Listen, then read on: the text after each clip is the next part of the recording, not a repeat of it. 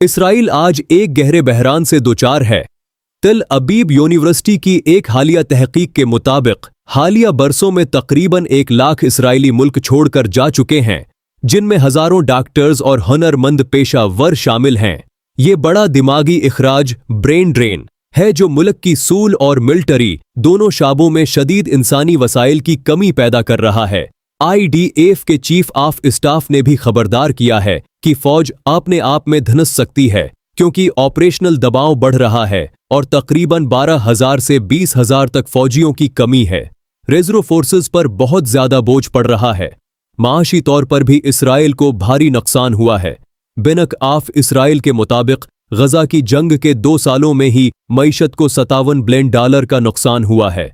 अगर ईरान के साथ तनाज़ा जारी रहा तो यह नुकसान $75 बिलियन तक पहुंच सकता है।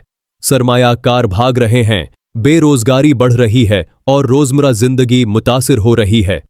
अंदरूनी तौर पर इसराइल गहरी सियासी तकसीम का शिकार है। ऑर्थोडॉक्स यहूदी हारीडी नेतन्याहू की पॉलिसियों की मुखालफत कर रहे हैं और फौज में खदमात से इनकार कर रहे हैं।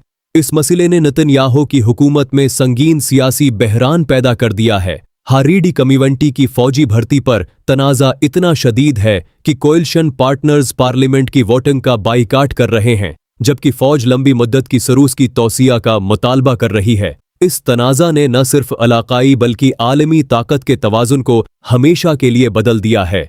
आइंदा दुनिया पहले जैसी नहीं रहेगी। अमरीका, इसकी आलमी असर व रसूख की पोजीशन तब्दील हो जाएगी। इसराइल, रियासत को मुस्तकिल साख्ता और आबादियाती तब्दीलियों का सामना करना पड़ेगा। इसकी पुरानी हैसियत खत्म हो जाएगी।